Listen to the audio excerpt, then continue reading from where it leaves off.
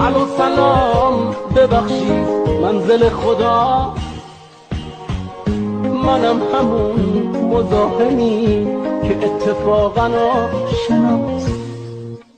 هزار بار دلم گرفتین شماره رو ولی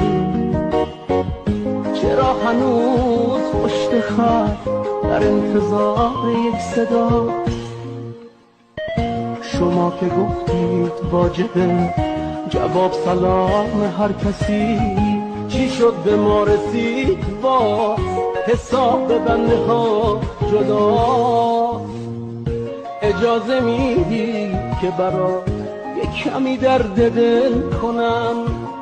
آخه شنیدم که فقط اسم تو مرهم و شفاست، حتی اگه چیزی نگی کلی دلم